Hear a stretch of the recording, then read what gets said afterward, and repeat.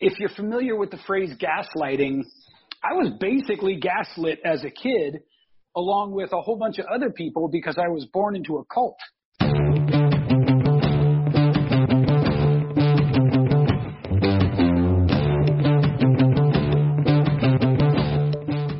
We're in for it today. I'm bringing in Manny Wolfe, and he's going to take us through his journey of being raised in a cult as a kid and growing up in one of the toughest communities in the entire U.S.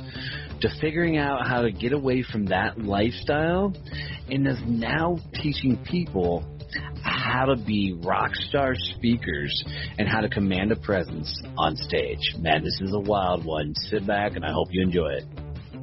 Hey guys, this episode is brought to you by my friends over at Point Blank Safety Services. These are armed service guards that are all off-duty police officers. So think about it. If you ever need a security guard for your construction site, for intersection light control, lane closures on the freeways, trade shows, loss prevention, retail and bank security, wouldn't you love to have it protected by a bunch of off-duty trained officers? We all know that these guys are all looking for additional incomes to help them as they go about their career protecting our lives. Well, what a better way than to create a business, create a job that allows them to make money in their off time. So if you ever need, check out Point Blank Safety Service at pointblanksafety.com.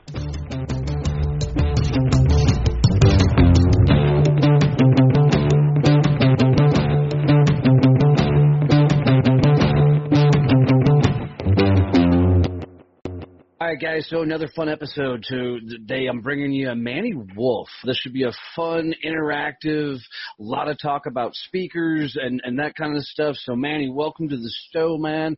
Tell us your story. Tell us your journey, brother. First of all, man, I'm glad to be here. Second of all, we don't have that much time. Honestly, man, putting it right around 200 podcast interviews so far, something like that. It's been a lot. And I find that I can't push the whole story down into, basically, I wrote a book about my life, and there are still 4 more books to write without ever repeating the same story. But let's do this, man. You must have a boring-ass life. Actually, it's funny you say that because nowadays, it is boring, and I'm just so fucking grateful for that. That's awesome. That's awesome. Awesome. Well, give us a 50,000-foot view. Yes, sir. Currently, I train public speakers and communicators. I do this from a lifelong passion for communication. The lifelong passion for communication arose from growing up, being born into and growing up in just a wildly dysfunctional family and circumstances and communication environment. So, I mean, if you're familiar with the phrase gaslighting, I was basically gaslit as a kid along with a whole bunch of other people because I was born into a cult. Oh, and, yeah. All right. And, you know, one of the things that cults do to keep the members sort of needing the group is they do a thing called subversion of language. Now, the easiest way to think of that is George Orwell's classic book, 1984, where the government is working on newspeak. That's what it was. It was, you know, when I give presentations on stage, I'll often hold up a glass of water and say, if you don't think it's dangerous and powerful to subvert language, imagine this. What if all your life you were told that this glass of water was actually a puppy? And then you go to your friend's house and say, hey, I'm really thirsty. I'd like a puppy. Oh, right? Right? I mean, it's just, you don't even think about it. But the problem is it literally truncates and cuts off your ability to connect with people who don't understand the same lexicon you've been taught. Yeah, no kidding. It's like Tower of Babel shit. It's really, really crazy. So that's a pretty good 50,000-foot view. Yeah, no kidding. So, wow. All right, so this is going to be fun. We're going to dive in. So you grow up in a cult, and man, I tell you, I've been to a couple museums and seen some crazy shit with some cult stuff. Yeah. So it's wild, right? So Was there a time that you broke loose, your family broke loose, or how did you get out? Yeah. So fortunately for me, there are two different main classifications. There's religious and New Age. Those are the two primary types of cults. And then they break down into all kinds of like different sort of levels of intensity. But basically they all have the one charismatic leader idea at the center of the wheel, right? And so you can have a charismatic leader who doesn't really like get too crazy with it, all the way up to like Jim Jones and the Guyana Temple. Right. Which, by the way, here's a cool story for you. My dad was run out of the Guyana Temple by Jim Jones personally 3 weeks before the mass suicide. Jesus. Yeah. Was he trying to take over and Jim Jones? He was, man. Oh, yeah, my dad was like, he saw better ways to do things and he couldn't keep his mouth shut. And so Jim Jones threatened to kick his ass and chased him out into the jungle. Wow. Wow. Now I've got to ask, did your dad then start the cult you were raised in? No. Okay. No, but he had this weird thing where he was constantly attracted to those charismatic leader types, and then he would clash with them. Like he'd be attracted to them, then he'd start to challenge them. So was it he wanted what they wanted, or he just wanted to be led and then he'd wise up? Yeah, I think it's more the second thing, you know. I think it's an interesting thing where my father was never able to really kind of seize the true power he had. He was a very, very powerful man in terms of his personality and his level of knowledge as a small man, actually, but had this incredible way of commanding I saw him do this over and over again. He would just command the attention of people in the room without ever trying. But I think he was always in seeker mode. He was always a seeker. And so every time somebody seemed like they had all the answers, he'd just go check it out. All right, so this is a crazy question. How many cults was he a part of? Well, two that I know of. Wow. You know, the one I was born into and the People's Temple. Now, the cult you were born into, was that a religious cult? Was that... It was a New Age cult. It's a New Age cult, okay. Yeah. And back to your original question of how and when I got out, the thing that was sort of good about that was it was not super tightly organized. And so we moved, when I was about 8 years old, we moved from the San Francisco Bay Area, which was like the West Coast United States epicenter of the whole hippie movement, right? Right. So, I mean, we literally lived a few houses down from the flop house what the hell's her name? The whiskey drinking singer, Janis Joplin. Yeah. Literally lived a few houses down from where she stayed when she was on the West Coast. We had Jefferson Airplane before they were Jefferson Starship a couple blocks away. It was a circus, man, and I still remember it. So we didn't stand out in that environment, right? We were just another group, like literally another cult, another commune. Right. Wow. You could throw a rock in any direction from my front door, and you're probably going to hit two cult leaders. It was pretty crazy. Wow, that's crazy. So when I was about 8 years old, the whole group just up and moved, and I want you to follow me closely here. Okay. To the center of the most violent part of one of the top 10 most violent cities in the United States.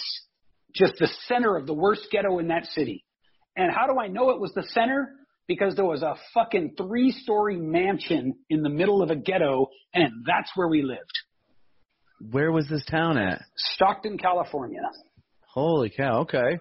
And now you're living in a 3-story mansion. Commune. Yeah.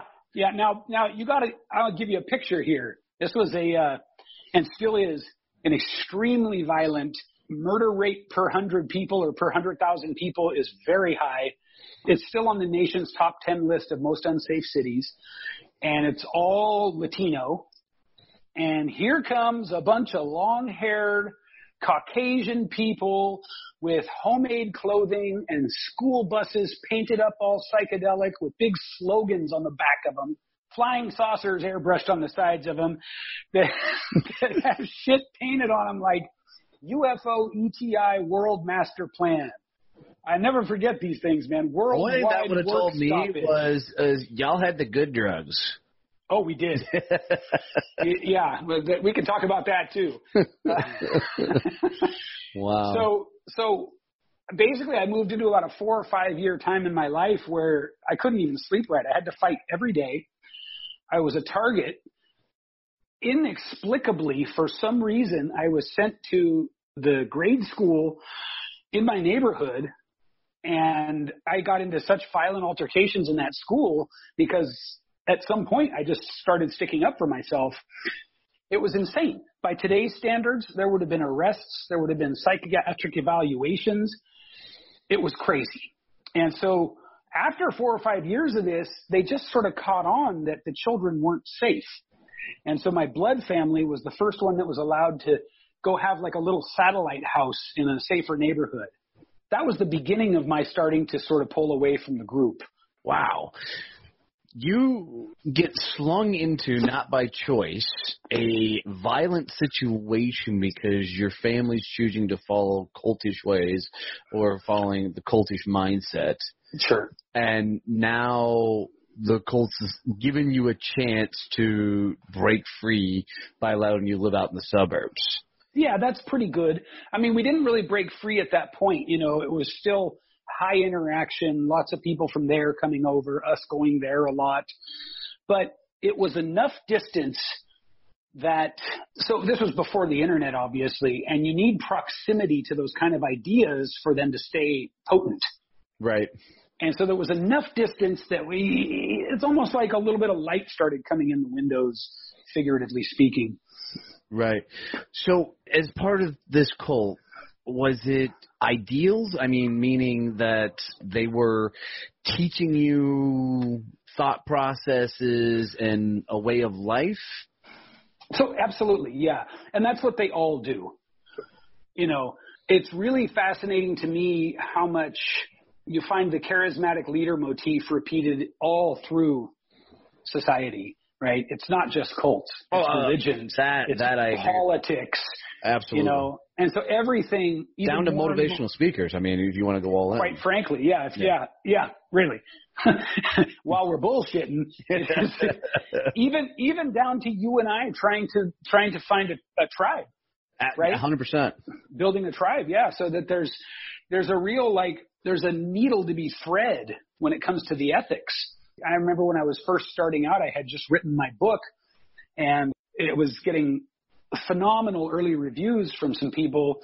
And I had this coach, and she said, you know, you could easily go into nonprofit with this story of yours, and you could teach people everything that you learned, and you could accept donations. And I was like, wait a minute, you mean like a church? Yeah, I'm not doing that. Wow. So yeah, you're right though. You know, we find these ideas repeated everywhere. And yes, they were trying to teach us thought processes, thought patterns, instill ideas. And it was a little bit confusing because some of the things that I learned were not only right at the time, but are now accepted mainstream. But yet some of the things I learned were just straight up circus grade crazy. Can you give me an idea of what those things were? Yeah, man. Some of the people who had sort of like elite membership status in the group had it because they swore up and down they had what was called, the group was called the UFO experience. So these people, including my father, swore up and down to this, had been abducted, taken up into flying saucers and flown around the cosmos, according to them. Okay. Yeah. I don't know what to say to that. Man, I still don't, man. I'm 50 years old, and I look back on that, and I'm like, I don't know. I got nothing. Yeah, I'm just trying to think about it. I mean, you're what, around 8 years old at this time? Well, I was born into it, so. Yeah, and so you don't know any better, going back to your original references. Right. If you've ever called a glass of water a puppy, I mean, yeah, it's completely mind-boggling to me that somebody could, one, live that style, but two, expose their kids to that world is bizarre. So how do you go from being raised into this hippie cult craziness to teaching people how to speak on stage and communicate better. How does that connect? That's the question on everybody's minds when they hear my story. And it's a great question. Some kids have what I call the dubious luxury of being able to be in denial.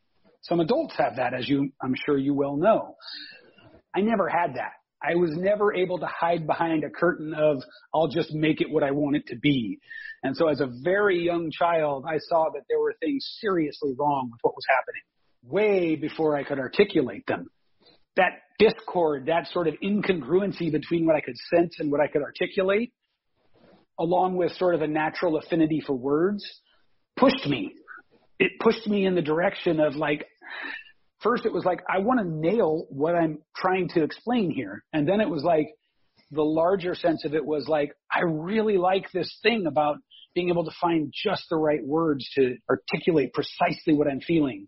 And then from there, it was a friend of mine once said to me, if you say the right combination of words the right way at the right time, you can pretty much make anyone do anything. And I was like, wow. And that just stuck with me for years. Well, until now. And it stuck with me all through my using. And by using, I mean drugs and alcohol. I was a raging drug addict for many, many years as a result of the way I was raised, of course. Right. And I had a natural affinity for communication. And so all my friends back when we were teenagers and we had frequent run-ins with the police, we got to know all the police that were in our area in Stockton. And I had frequent run-ins with them. And after a while, it became a joke. If we ran into the cops, my friends would all take a step back, leave me out front, and I'd talk us out of it. Now, do you think that's because you were surrounded by these charismatic people that taught you that's a great question. Style of talk? I don't know. You know what? That's a fun place to explore. So I know that the roots of charisma, of being charismatic, are usually not what people think they are. The roots of being charismatic come from having to find coping strategies at a very young age, typically. People that we see who are just incredibly dynamic and charismatic, you can almost always trace it back to a need for attention, a need for a coping mechanism. And where 95% of people will find these kind of internal solutions, such as going into denial and things like that, a small percentage just sort of realize that, hey, if I'm loud and gregarious and outgoing and I, get laughs and get attention, that can alleviate this kind of drama that I'm experiencing. And so for me, that's definitely how it was. I'm not naturally extroverted. It took me years to figure that out. But so what you're suggesting, if I'm following correctly, what you're suggesting is charisma comes from a need to cover something else up. Partly that. And also partly a need to be able to exert control over an uncontrollable environment. Because I'm just thinking back to me growing up, and I was definitely the violent class clown, where if I wasn't trying to act a fool, it was getting in fights for attention. In high school, being invited to parties to see what stupid shit I would do next. Mm-hmm. I never thought about it that way, but I could totally see that was a need to try and do something, Yeah. But I didn't have a bad childhood, and I had great parents, come from a great family. So other than I was the youngest born of two older brothers, who I was always trying to outshine in some way. And that can be enough just by itself, right? Right. It's interesting about charisma. Charisma comes down to some very fundamental, very primal needs. The need to be able to have self-expression is it can't be overstated, the importance of that. And again, most kids in that situation find coping strategies that aren't charismatic. But some of us are just fuck this! Right. And that was me too. I was getting loaded off my ass by the time I was 10. I was cutting my teeth as an amateur comedian. I was learning what it took to make girls laugh and, all this stuff. And it was just this, looking back, I can see that it was just this raw primal need to fucking be heard and seen. You know what I mean? Right. Yeah. No, I get that. Wow. That's crazy. I'd never heard charisma put in that particular way, but in my mind I can wrap my head around it to make some sense behind it. I mean, I'm just putting it on myself. Even to this day, I like being Mr. Center of Attention. If I walk into a room, you're going to know I'm there, whether it's because I immediately take a leadership role or I go loud and get all eyes on me. And I know some of my listeners that know me personally are going to hear that and going to laugh their ass off because of how I carry myself when I'm out and about. You know, so interesting. Are you teaching that as a skill set for people as they're on stage to command presence? Absolutely. I don't call it charisma anymore, and there's an interesting story behind that. But I teach you how to be able to do certain things like win the audience over before you speak. You know, if you want to be the kind of person who knows how to enter a room and have all eyes on you, I can teach you that. So, yeah, I teach the fundamentals and the elements of charisma, but I've repackaged it as something else only because the word charisma, and this is a bit of an aside here, is too cerebral. And so people don't really, like, I want a word that hits you right in the gut. Yeah, you know? they can't wrap their head around what charisma is. I get that. Right, yeah. Yeah. And so what I teach now is presentation skills. Boom! I teach you how to be Godzilla on stage. No, that's interesting to me. Is that an ongoing course? Is it a practice? What I mean by practice is something you teach, they go try, come back, do it again? Because I think there's some people that will never learn how to speak in front of a crowd. Yeah, I do agree with you. And the way the course itself is structured is the course is 3 months long, covers speech crafting, storytelling, stage presence, and voice. So body language, voice, and story. And you got to be able to use all three of those as like an Ultron robot weapon where they all join together, they get bigger, and they crush. But the thing of it is that my content is about 80% principles and 20% techniques. And so even though it's a 3-month course, I tell people, these things I'm teaching you, you need to make them parts of your daily life. If you try to wait until you're about to get on stage and remember what Manny said, you're going to crash and burn. You know, one of my favorite things is when somebody sends me a message and says, hey, just landed my first speaking gig. Any quick tips to help me crush it? Yeah, go fuck it up. Yeah. Here's a quick tip. Start practicing 3 years ago. Yeah. The phrase, the best time to plant a tree is 20 years ago. Yeah. The best time is right now. Yeah. But so it's like everybody wants an outside in quick fix approach.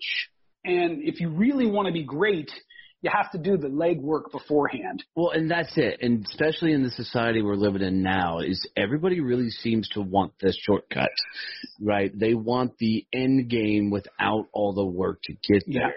Yeah, totally. What's interesting about that is I struggle to believe that a course can teach somebody to speak well. I think, and here's why. I like how you said it's 20% principles, 20% tactical, because that's the only way you could teach it. I mean, there's programs like Toastmasters and the things and the like. Right. We're on the same page there. But if somebody has no clue how to speak in front of a crowd, Toastmasters is a great place to start. Not finish, start. I'm going to bazooka that one, but go ahead. But most people don't have access to guys like you. Right. You know, so if you're going to seek some knowledge, it's a great place to get that. Now, with that said, if you're trying to make a career out of speaking, Toastmasters is definitely not the route to go. The route to go is go speak, get as many speaking engagements you can, screw the fuck up, screw up again, until you start figuring out your rhythm, pace, and everything else. Or hire me. Okay, I'm down with that. Yeah. So here's the thing about Toastmasters. There's a very common conversation nowadays about how public schools don't teach, or traditional education isn't good for all learning styles, right? Right. Toastmasters is kind of the same thing. There's a small percentage of people who go through Toastmasters and actually come out the other side really good. But for each of them, there's like 100, 200, 500 people who are so caught up with counting their ums and their uhs that they're never able to let them shine through. Yeah, that's my dilemma with Toastmasters. Yeah. Is Toastmasters teaches people to be a robot. Yep, exactly. You know, and so I'm with you. I do like the fact that they do put some structure to it, and they can take somebody who's a secretary in a company and get them to where they can present a company meeting type thing. Sure. Right? Yeah. Not for nothing, but I'll do that for you too. And yeah, the thing of it is like I look at it like this.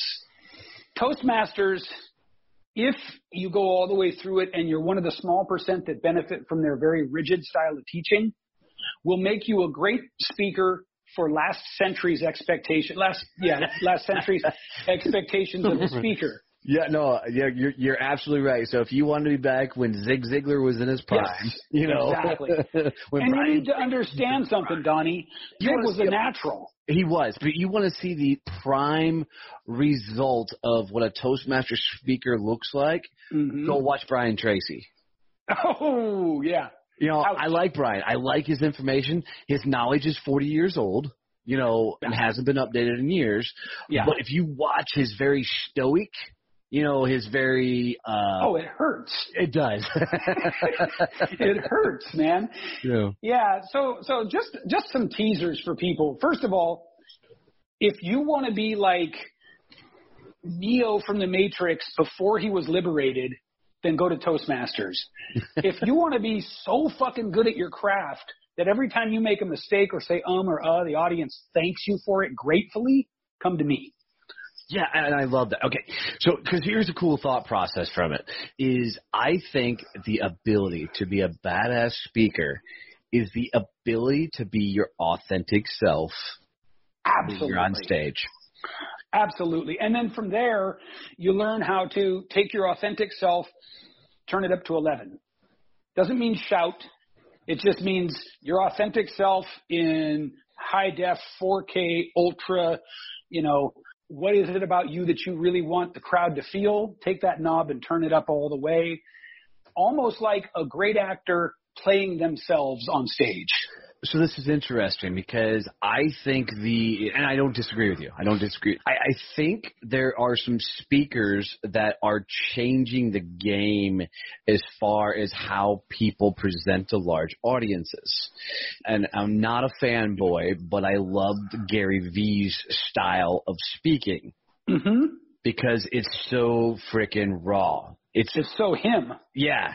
And he brought that rawness to the stage that several people are trying to mimic.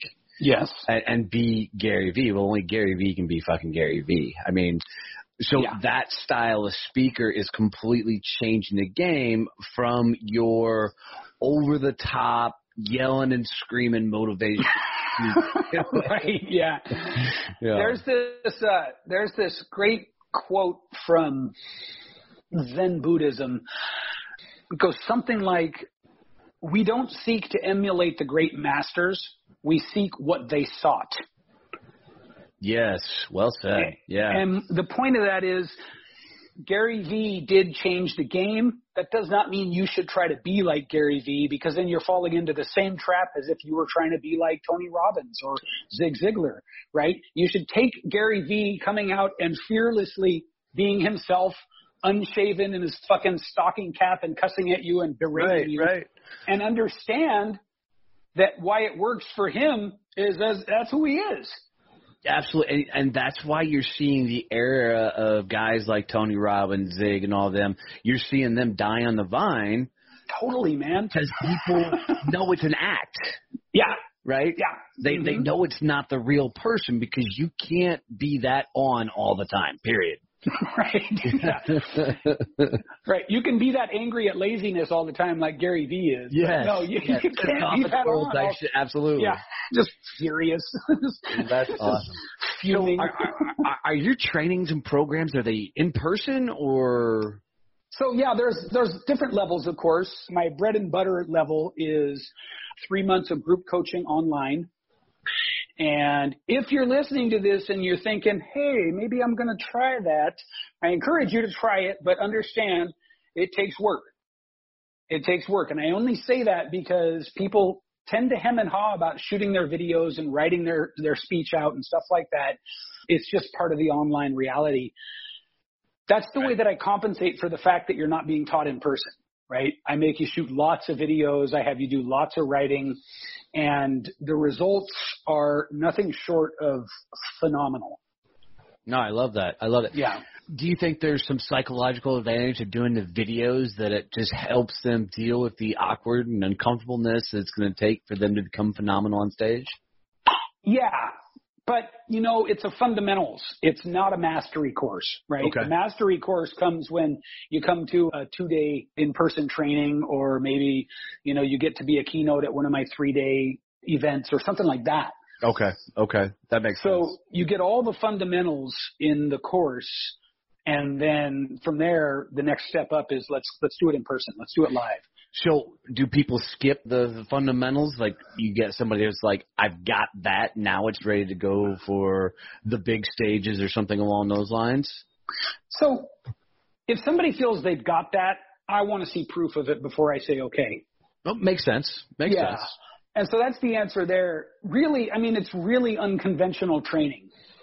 And that's, I'm super proud of that. You know, like, people get into to my course and they expect me to, when I make the promise that you're going to be able to win the audience over before you ever open your mouth, people expect some sort of flip the switch technique. And then I tell them, here's what you have to do. You have to, starting now, you pick a symbol or a totem that embodies everything you want to project on stage. And you do this deliberate, intentional visualization work to supercharge that totem with the traits that you want to characterize. And you do this every day so that by the time you get on stage, you can fall to the level of your training instead of thinking you're going to rise to the level of the occasion. Yeah, no, that makes sense. So, you know, I did national sales trainer for 8 years, and one of the things we always told, and we ran weekly sales training programs, training center, and we always told the guys and gals, practice here, and we're going to practice a lot. Yep. I want you to screw up so bad here that when you go screw up out there, it's only as half as bad as what you did here. Yeah. I mean, you don't even feel it in a sense. Right. Yeah. You know. Yeah, that's the idea. And so a lot of times I'll get in conversations with people who feel that they have it. They just want to, you know, maybe fine tune or tweak. And so always I'm like, well, let's see what you got. Let's see what you have. And normally it's always like, holy shit, I never thought of those things. You know, I never thought about doing that. So. And I really think less than 1% of the population actually has the talent to, before being trained in. I mean, I recently watched a video of Will Smith, and he talks about how he landed the role of the Fresh Prince. Mm-hmm. And if you haven't seen the video, I highly, highly recommend going to get it. But long story short, a gentleman of some notoriety, and I don't have to remember his name. Quincy Jones, yep, gets him to a party. And there's another gentleman there that's a network executive. Mm-hmm. And Quincy says, Will, you're on, go. And Will goes, what do you mean? He goes, do the Fresh Prince now. And he hems and haws. And then Quincy looks right back at him and says, okay, you're done. You'll never get that role. And Will says, all right, I got this. And he steps up and he does the Fresh Prince, and that's when he lands the contract. In the middle of this big, huge, you know, celebrity-esque party. Right. He's on stage before him. But you know, he'd been in a sense from his rapper career and acting stuff, he'd been in a sense preparing for that moment his entire ride. Yeah, totally, man. You know, one of my favorite axioms is what I just said. You know, when the heat is on, when it's high stakes, we don't rise to the occasion. We sink to the level of our training. Yeah, I love that. And that's what you have to understand. You know, and if you think, this is for your listeners, if you think that you're good when you just have to be on and rise to the occasion, you're nothing compared to what you could be if you prepared. You know, I'll take the person with a modicum of talent and the willingness to practice over the so-called natural talent, like John Wooden, like every day of the week, you know? Yeah. Yeah. And I'll make you a giant. I'll make you a monster. No, that's awesome. So is the program just centered around how to be a speaker, or do you dive into running a speaking business? So as much about running a speaking business as I go into is I have a very, very effective system for how to get speaking gigs. Okay. I don't cover legalities. I don't cover a lot of the stuff you might expect to find in a speaker bureau, but I will show you how to get booked. But the speaker bureaus are so legit, and they help you grow your business, and said no man ever. Right, yeah. Said no speaker ever. Right. And, you know, I'm not here to judge them. I'm just saying that I don't claim what they claim. Yeah, You know, right. I'll show you how to get gigs. Right. I'll show you how to get more gigs than you can reasonably do, and it's a really non-sexy system. If I'm being honest. Just for everybody listening, I mean, if you want to get a speaking career, first and foremost, you're never going to sign up for a website that's going to market you and grow a successful business. I feel the same way. Yeah, I've never even tried a speaker bureau. I've gone to look at them so I could speak to them, if that makes sense. Yeah. And it is basically a LinkedIn, type scenario. Totally, man. That's what it looked like to me too. Right. And I mean, it's great. You put a profile up there. The best is, I'm not saying you won't find speaking gigs, but it will give you a link back to your website. I mean, so that's helpful. Yeah. I think they should just have a speakers bureau where you can just swipe left. Because really, after a while, it just becomes all headshots and catchphrases. Right. When you're on those websites. That social networking app called Shaper that does that I love. There you go, man. You just network on it, swipe left and right, and, if you want to meet with somebody, if they want to meet with you, then, you're good to go. So it's a 3-month program, and then how long is the advanced program? It's 2 days at a time. Okay. It's live in person. And is that one-on-one or is it a team? No, it's in small groups. Okay. Yeah. You need people. One-on-one is a really sexy idea, but there's something lost in the translation. You need a group to be speaking to really sort of behave the way you're going to behave, speaking to groups. Yeah, no, I get that. I mean, you need the feedback to understand the impact of not only the words, but your body language, mannerisms, and everything. Yep. So are you a guy that teaches pacing, or can we teach command presence? I'm not sure what you mean by those two things. So Go ahead. I teach pacing from a rhythm and delivery perspective. Right? Okay. So you ever seen a bad play? Yes. And the person says their lines kind of all like this, and everything that they say is like this, blah, blah, blah, blah, blah, and then there's a huge awkward pause, then the next person says their lines. Yes. That's bad pacing. That's bad delivery. Right. What I want you to understand is that even though the audience isn't speaking to you, it's a conversation. And that's really important to get. And it's also a performance at the same time. So you've got to be able to know when you want to add weight and gravity to something, when you want to add humor to something, when you want to add urgency to something, and you've got to have pacing that supports that. But I don't teach people to pace back and forth on the stage. Right. We're speaking the same language. In comparison, my wife and I made a mistake of going to Branson, Missouri for a vacation with family. But the only reason I say it was a mistake is because we were younger than everybody by about 60 years, in Branson. But we go to this Broadway-esque show. Mm-hmm. And when the show starts up, they were just performing a whole bunch of different songs. They said that they have a luxury is their main singer had gotten ill, and a friend had flown in from New York to play this particular role. And the guy was straight off of Broadway. Well, they're doing these scenes, and the singing is good. I mean, they're good. I mean, the performers in Branson are really good. But then all of a sudden, this guy from Broadway gets on stage. And you felt him walk out. Yeah. And then, dude, when he unleashed Mm-hmm. There was just a different level of game when he Yeah. I mean, and that's what you're teaching is there's good, right? There's good, there's solid, there's guys like me that are good. And then there's that next level guy that can walk out and absolutely own it. Yeah. Yeah. And that should be your goal. Right. And, you know, as a speaker, why would you want to stop at good? Right. Absolutely. Absolutely. Or as anything, right? It's a craft. It's a craft. Agreed. And the person who dedicates themselves to the craft is, you know, always going to rise to the top. Well, and that's why I appreciate what Gary's done for the speaking industry. I was a Q&A speaker before it became cool, and that's what makes me look better than some on stage is I don't have to do all the speaking. Yeah. Right.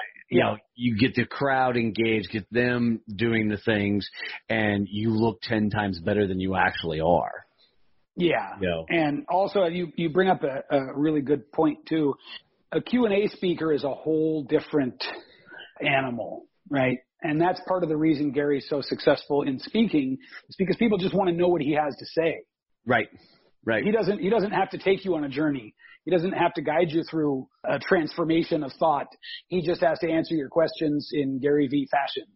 Yeah, yeah. So what's fun about that is, so, you know, being a sales guy, you know, most people bring me in to speak on sales.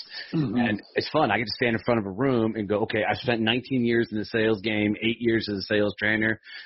What's fucking you up in sales? What's holding you back? And they just start throwing questions, and I get to start, you know, knocking them back. You know, it makes for speaking to be really easy in front of a room. Yeah, and rewarding too. I mean, it is.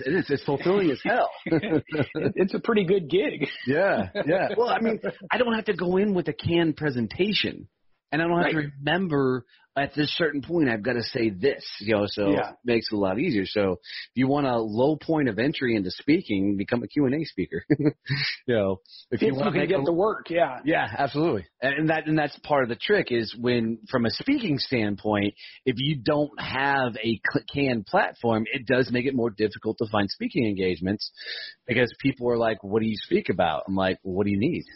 You know? So now this is awesome. So what a crazy trip and ride to go from a cult upbringing, just to bring our listeners all the way back to the beginning, you know, a cult upbringing with UFOs and the craziness of that. And don't mean to call your family crazy, but it's kind of crazy. That's fine. To now you're teaching, you know, badasses how to really speak on stages and stuff. What a trippy ass journey. And I mean that in every sense of that phrase. And it has been. It really has been, man. Yeah. Wow. Where's it going from here? What's next? Well, at this point, it's really hard to say anything that speaks definitively of the future because my experience so far has been that it's very hard to make those kind of predictions. Life has a way of throwing new things into the mix. But if I were to be able to just set a trajectory from here and keep it, all I would want to do was dedicate myself to bettering my craft, both as a speaker and particularly as a teacher and trainer. I'd like to just teach, write, and teach in person. Like that's what I'd like to do. And I'm not quite there yet, but that would be my ultimate goal would just be to, like, I don't have massively lofty goals other than to be known as absolutely the best at this.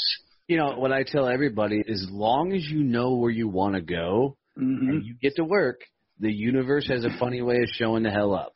Yeah, it does. And in my experience, it's always in these very unexpected ways. Yeah, absolutely. You know, that it's never going to go as planned. Right, yeah, exactly. That's awesome. That's awesome. Well, brother, how do people get in touch with you? How do they find out about your school, your training, your programs? Yeah. Listen, guys, girls listening, tuning in, kids of every age, if you want to get into my world, know more about me, experience what I honestly believe is a very unique approach to speaking, both the art and the business of it, come join my Facebook group. It's the best. There's no better way to get access to me, get into my world. It's 1000 Speakers Academy. on Facebook. But I'll tell you what we'll do is I have one of those shortened links, and I'll give that to you, and you can put it in the show notes. Perfect. For those of you listening who just can't wait and you want to know now, it's www.tinyurl.com/Manny Group, one word. That's it. Super easy. Awesome. Well, here's how I like to end every show, and then just so be forewarned, I do hang some people up when I ask this question, so there's a warning. Okay.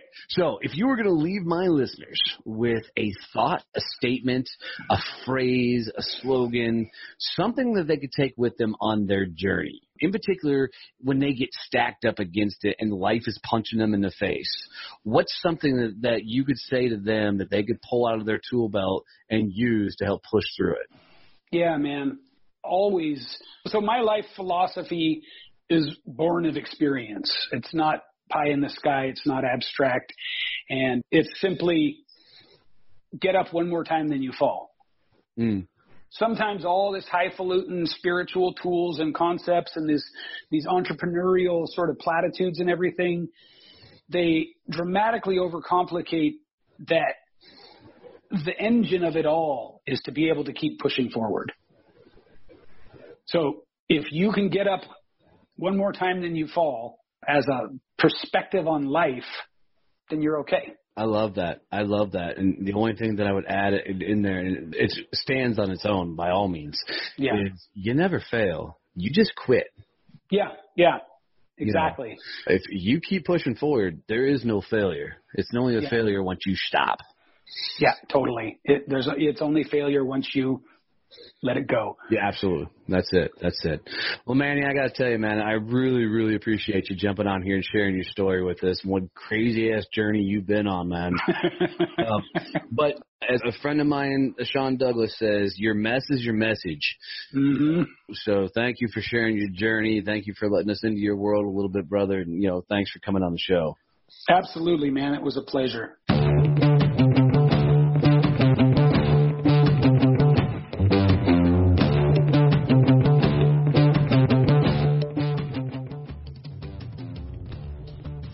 Guys, thanks so much for listening to this episode. I hope you were impressed by it as much as I was. Man, keep kicking ass in life. Please do me a favor. Comment, share, tell your friends about this. Every share just brightens my day. I appreciate it.